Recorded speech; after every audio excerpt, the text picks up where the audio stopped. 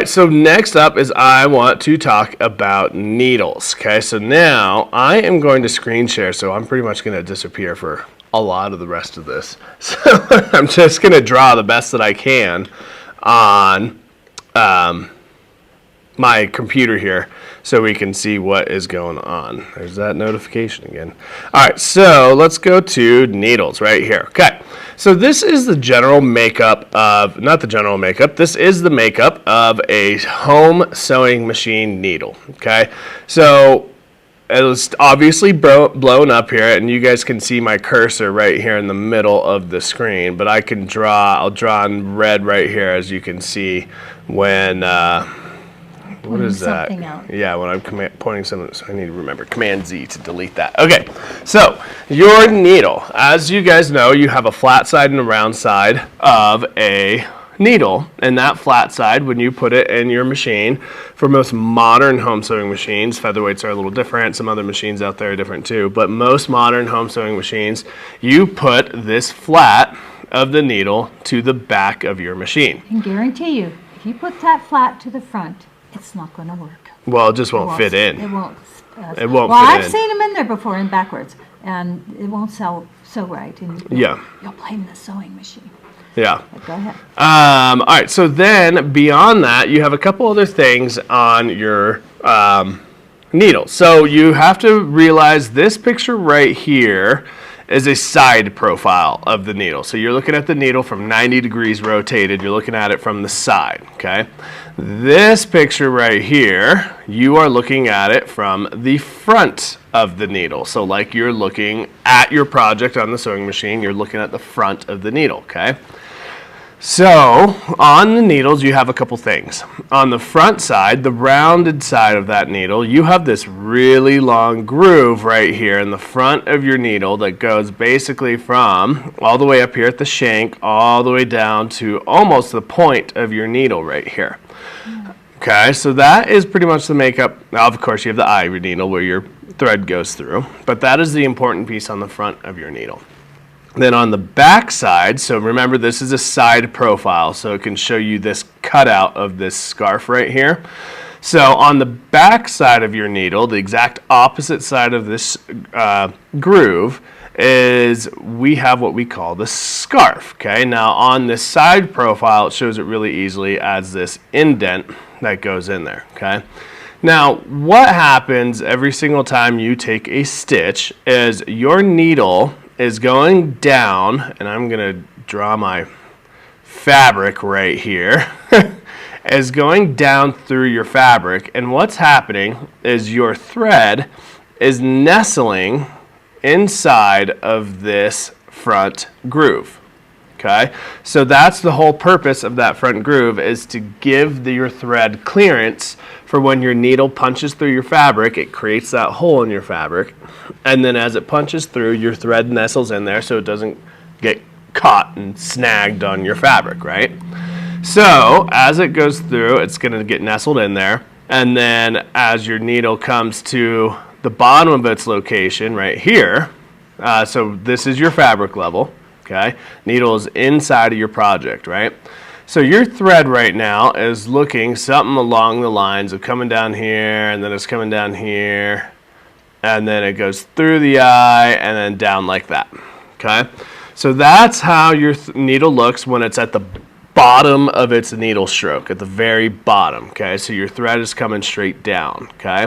Then, as we continue to pull up through the fabric, so now as the needle comes back up, let's say our fabric is right here, our thread's path starts looking a little bit like that, okay?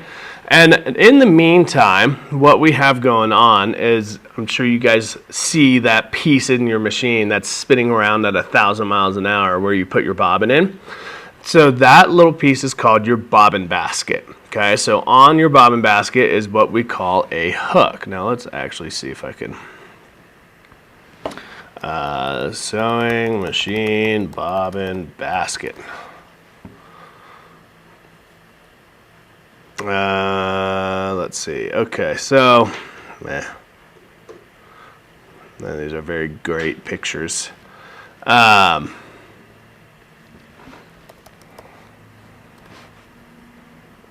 That's all right, but still not amazing. So yeah, I guess this kind of works in a way. So what we have going on here is we have this hook, and this is an oscillating hook machine, but it'll still do what we need.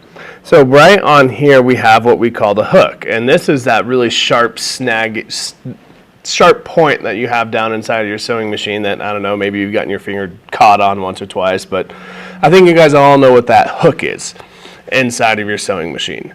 So what's going on, whoops, that's not what I wanted. I wanted to go back to this guy. So what is going on is that hook is coming around and it's going to nestle right inside of this scarf. And that is the whole point of this scarf, because that hook is so close that we almost, in certain needle positions, it is almost hitting that needle. Some brand manufacturers tell us to actually you want it to smooch it just a little bit, and some you want it so micrometerly close that it's not even funny. But that is the point of this cutout, the scarf, is so if this was a flat back, that hook would actually be hitting your needle. And that kind of goes back to what Linda was saying, where if you put it in backwards, you see how we don't have a cutout on the front, your hook would be hitting your needle and you're just not going to be having a good time. So in the meantime, your hook is almost getting to the point of this needle here, right? Okay. So then as we come back up, let's say our needle is coming back up further and we're right here. So we're right above this scarf. Now our thread path, let me get rid of some of this stuff. There we go. So now our thread fabric is right there. So now our thread path is looking something like this. So then it's going to come through, and then now it's creating a loop and it's going back up there. So now, why did that get so thin? I think they get it. Yeah, I think you can kind of see it. Yeah. Up through the fabric So the thread is being pulled back up through the fabric, but what is important is this portion right here. Oh, now we're thick again. This loop. This is what we call your loop lift, because now it's getting pulled back up, and this thread right here is flat against your needle, so it's creating this loop in your thread. So now your hook is coming along and it's hitting right here, and of course this is a little bit of an exaggerated loop, but you get the picture. It's coming through and it's catching in between the needle and your thread right here. So that hook, the tip of that hook is catching that, and then it's continuing on in its rotation, its circle right here, tying its knot around the bobbin thread. So that is how your stitch is made, and then we can dive into why it's so important to have the correct needle for what you are doing, okay? Not only needle type, but needle size. So needle type is going to mainly defer to the fabric that you are working on. So what do you want to talk about first, size or type? Type. Types. Those are there. Okay. So types, as you see here, we have some different needle types, and the difference between them is not the rest of the needle. All it pretty much is the shaft, the point, and the eye of the needle, which causes anything different, right? Now let's talk about, well, forget about universal right now. So jersey and ballpoint, and then also stretch. They're a very similar needle. You see stretch has a little bit more sharpness to it, but jersey and ballpoint is definitely a rounded tip needle, right? So, it's definitely a rounded tip needle. And now, why is that important? Well, when you go down, you want your threads, I guess, to separate rather than be pierced. Correct. So on a woven, right? No, knit fabrics like your socks. So you know how when your socks, if you pull that thread on there, clothing, knit clothing, you pull that thread, it's going to start unraveling your entire piece of fabric, right? So that's where we have that ballpoint in there, because it's going to go through and it's not going to actually break that strand of fabric. It's going to just move it to the side. Or minky fabrics. It's just going to move it to the side and continue its stitch. Whereas when we come down here to like a Microtex, a sharp, you see how sharp that needle is. You want that for your quilts. Yes, this is what you want for your quilts. Because it's going to come through and it's actually going to break that fabric, break that thread, and create the stitch that way. So this is what you're going to want to use on weaves, okay? So now this is where you have a universal come in, okay? So now universal, it ain't very sharp and it ain't very round. So you tell me how that is going to work on every single project that you do. Yeah. Now Again, we said it'll work, it'll work, but it's not the best choice. but you're not going to have the best results. Yes. So what will happen, and sometimes you'll see this on fabric, if you're sewing on fabric and you've sewn a straight line and all of a sudden you see a couple stitches that are kind of flipped out to the side, something like that.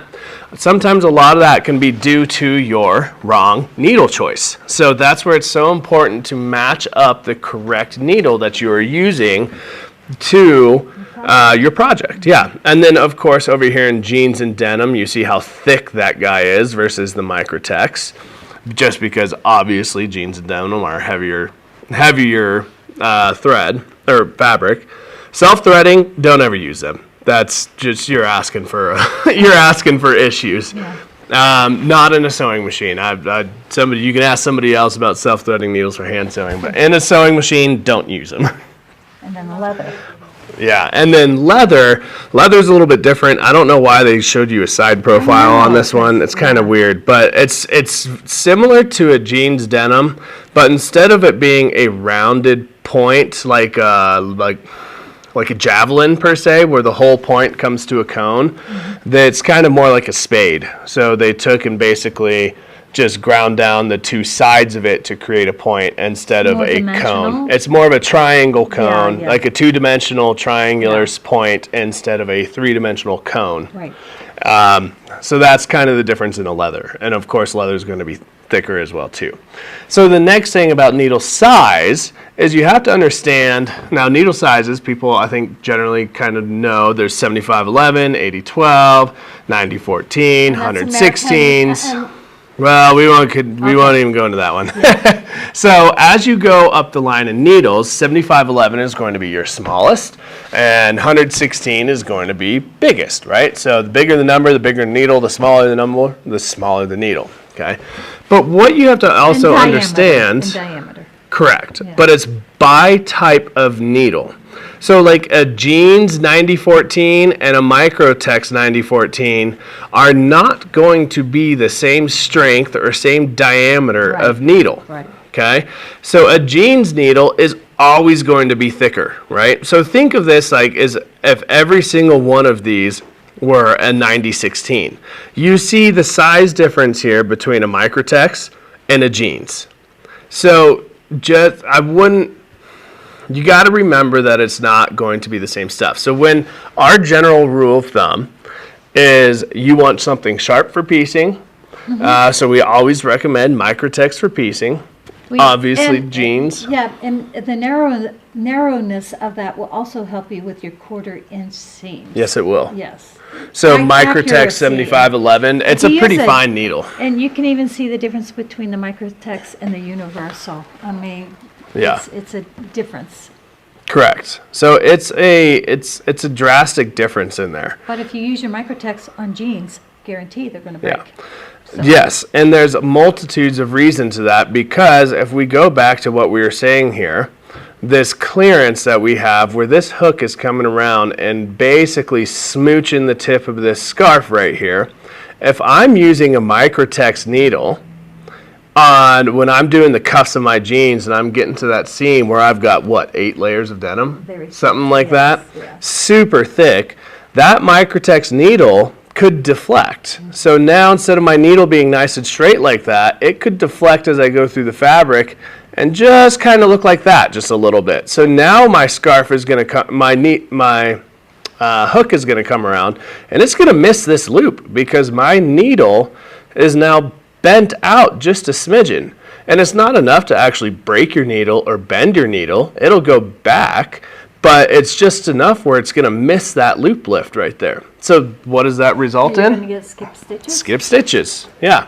And you'll blame the machine. And you'll blame the machine, yes. But in reality, yes, there's absolutely times when the machine needs love, and that's Yes. one of the many reasons why you need to bring your machine in yearly to get it serviced, because we adjust this distance Yes. all the time. Yes. almost every single general service we do, this distance gets adjusted because it's moved and it's normally gotten farther out.